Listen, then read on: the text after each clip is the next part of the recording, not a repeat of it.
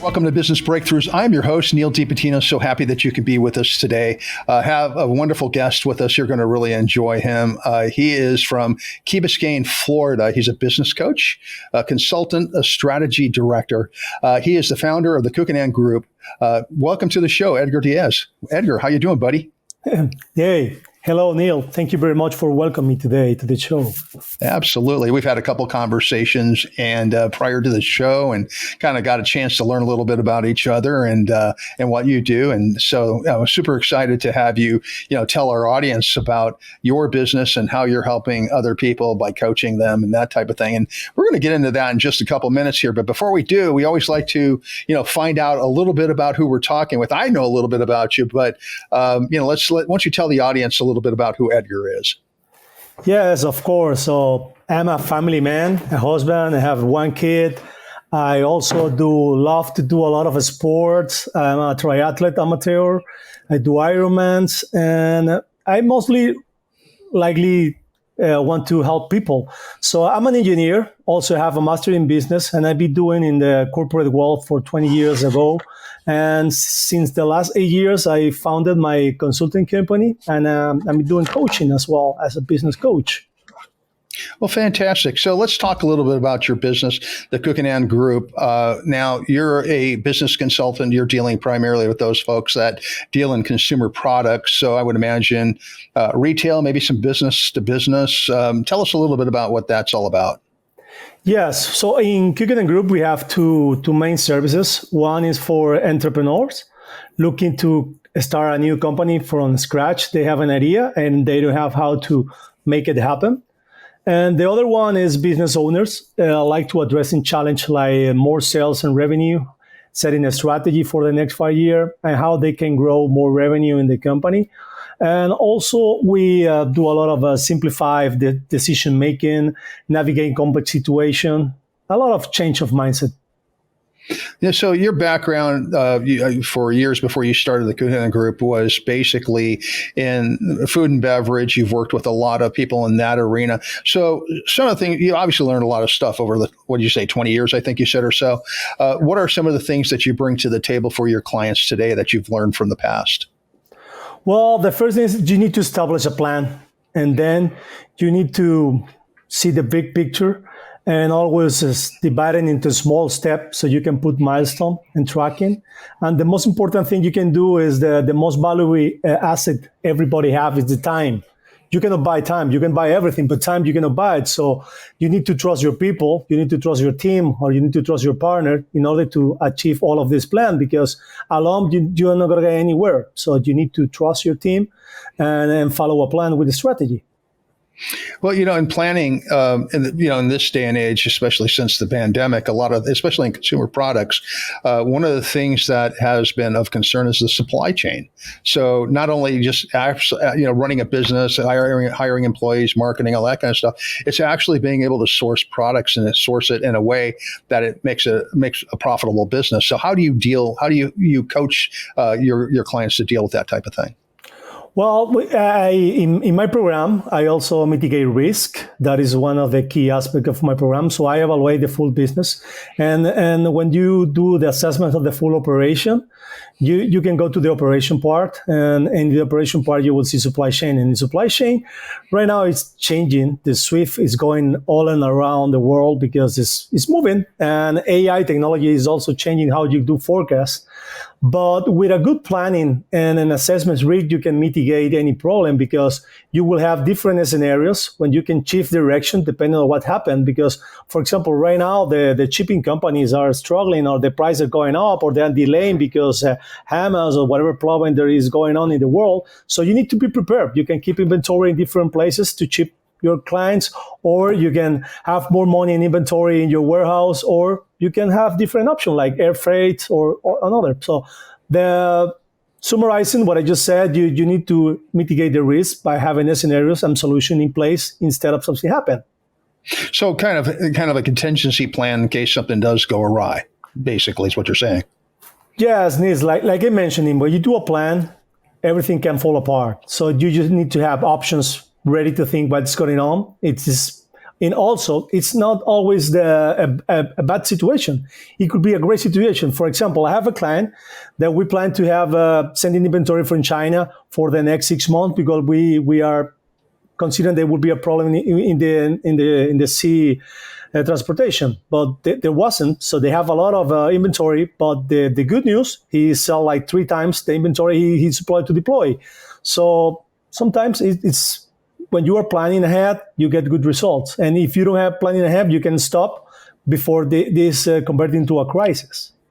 Absolutely. I mean, things like, a recession, who knew, and what was it, 07, 08, that we were going to be heading, I guess some people knew and had that idea, but a lot of us didn't plan for that. And then we, come into a pandemic that no one expected. Nobody expected the world to shut down. So obviously, anything could potentially happen moving forward. Hopefully nothing as severe as the pandemic, but you just never know. So it's planning ahead and having that strategy when something could potentially go awry. I mean, that's really important in business in general. Yes, of course. And taking your point into consideration, I made a post about and in my LinkedIn account about income revenues. And after the pandemic, I think everybody needs to consider to have at least 5 to 6 different income sources because you need to mitigate the risk. And that's super important. And you can do it. You can have a side business. You can have your own business. You can have investment. You can have property. You can have royalties. And you can have licenses. So you can have a lot of time to diversify your income sources. So diversity in your portfolio basically is super important. I think a lot of us in business tend to, we're blinders to some extent. We're thinking about, this business, we're running this business. We have to make sure, but we don't think about, some kind of plan on the side, like you said, like investments and things like that, that will help us during those times of difficult times. And Neal, that's something that I do in my program by business coaching. I always looking for new idea, challenge the mindset of the executive and the CEOs, because this is the great about me, Neal. I coming from different levels of position of organization. So I work in general manager, sales, strategy, planning, supply chain, and project management and marketing. So I do have like a whole holistic view of the market, but sometimes a great CEO is only looking like sales, or maybe it's only focused on operation. And what I try to do is compensate that you need to have the whole picture, and also you need to get out of the comfort zone. When you get out of the comfort zone, you get great results. Absolutely. Now, so we've talked about at the very beginning of the podcast, you say you're working with some startups, people who are starting from scratch, people who've been in business for quite some time. So take us through some of the steps that you go through. So let's say with a startup, how do you deal with a startup? What's your process working with them? Well, the startup is super simple. I got a 12-week program that you can start making money after the 2-week number 12. If you want to start a business, the first you need to do is a business plan. In my consulting company, I usually sell business plan. But now, as I'm a business coach, and super more fulfillment to me to help you to do it together. So we do it together. So if you have another idea, you can do it alone. You don't need me anymore. And instead of I give you a business plan and you don't know what to do with it. So we will follow all the steps of a business plan, like market research, planning, how it's going to be, the founding, all the aspects, sales and marketing, and the operation, the procedures, and everything. So you get it in place. After that, we set an implementation plan, and we do follow-up meetings so you can have accountability. But I guarantee you start making money after the week 12, depending on the business, of course. But that, in average, is super simple. You need to start with a business plan and then put it in place. And that's interesting. You said accountability, and I've had conversations with other coaches who say that that's one of the biggest challenges they run into is, keeping their clients accountable for what they're doing. You can put the best business plan together, but if it just sits in a drawer someplace or on a desk, it really isn't doing anything. It's kind of a waste of time. So part of your plan, part of your coaching is actually helping those people stay accountable for what they're doing and make sure they're on track and establishing benchmarks, et cetera, right? Yes, exactly. And also an expert in time management and accountability because one of my core strengths is planning. And I have a specific matrix I developed mixing the Pomodoro technique, the 3-3 method, and Eisenhower matrix that you can combine so you can move forward. Sometimes we as entrepreneurs, we read books and say, okay, atomic habits, whatever, reason, whatever. And you start feeling a chart. And when you open your eyes, you say, okay, I have 20 tasks to do, and that's not gonna happen, so you need to prioritize like what is important, what is urgent, and how much you're gonna tackle each task, because sometimes this is a very important task for your life, but it's going to be different for your business, or it's going to be different for your health. So also I try to manage with all my clients the difference between health, family, and work, because you need to balance and you need to put tasks in all of the aspects of your life. Absolutely. Balance is like incredibly important. And I know task lists are like, to me, they're like the devil. It's like you can have a list that's like, 20 pages long and it just becomes, feels insurmountable. So, I tried personally to go ahead. I'm sorry. Well, Neal, if you have that kind of list, I can give you one small advice. You can divide it in 4, and you want to put the most important and the urgent here. And only I recommend my client to only work with 3 at a time. When you close one, you move one for the right side to the left side. Then you got the vol 11, that one that is important, but it's not urgent. You will need to delegate that one to your team. And then I will have always put in the bottom corner on the right, the parking lot. And that is going to do all of your tasks. And my recommendation, but the biggest tip you're going to have today is try to eliminate 3 every week. So go the week and you say, okay, I don't need this 3. And you will see how much you move forward to the most important task. And you are full of activity, you don't need to do it. Right, exactly. So taking bite sizes instead of trying to take on the entire list all at one time. I mean, that's kind of what I hear you saying. Yes, and try to clean your list once in a while. So I do it weekly because we try to work 80-20%. So what is the 20% of what you need to work to the 80% of the value? So I think that's the majority. And super important, Neal, we need to understand how to say no, because sometimes we don't know how to say no to people, and your target go away, Right. Yeah. I think as a, business owner, and I'm president of Titan Media Works. So I have a lot of people who who answer to me. And I always like when somebody comes to me, if they have a problem, they have some kind of maybe a solution or a possible solution.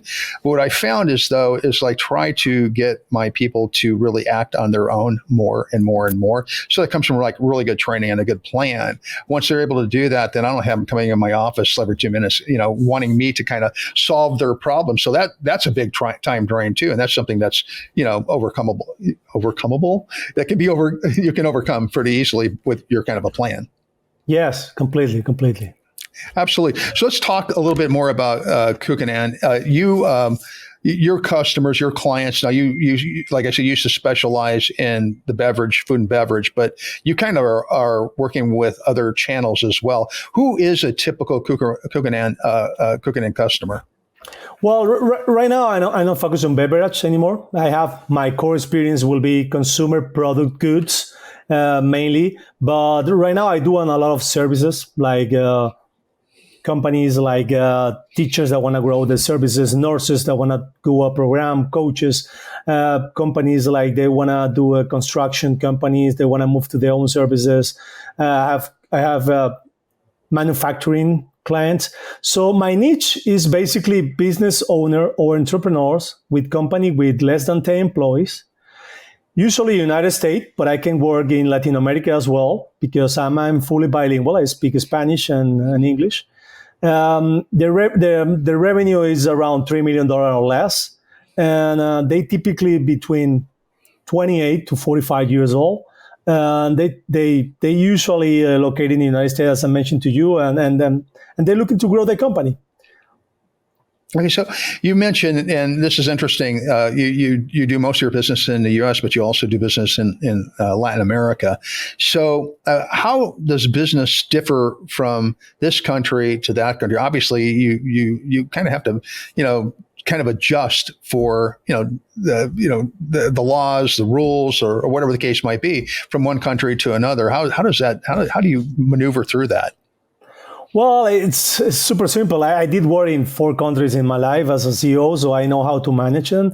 And in the United States, everything is working. Everything is by the book. So if I already, I don't know, help like over 100 companies to start business in the United States. So I know how to do it in different industries, like in the wine, alcohol, in services, in construction, in teaching, and a lot of services. But mostly in Latin America, when the people call me, is because they want to set a strategic plan and they want to set base for growth.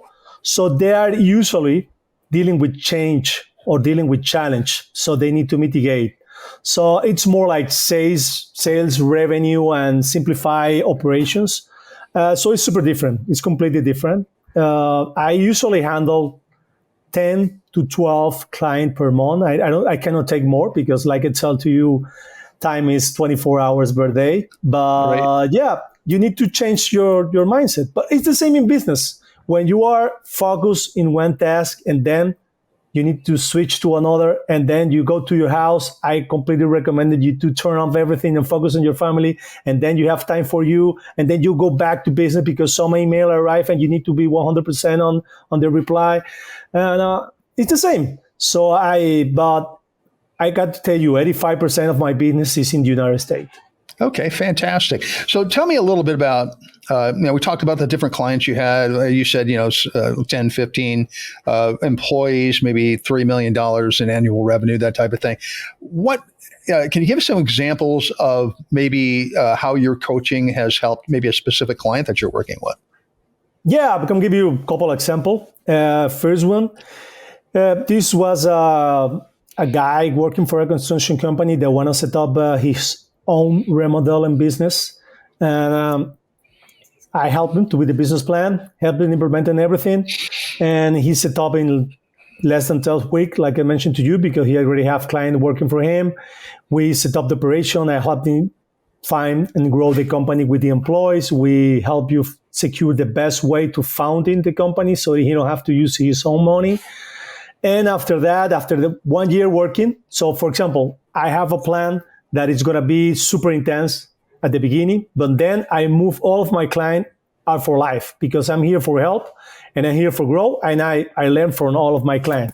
Then I move them to a monthly coaching program.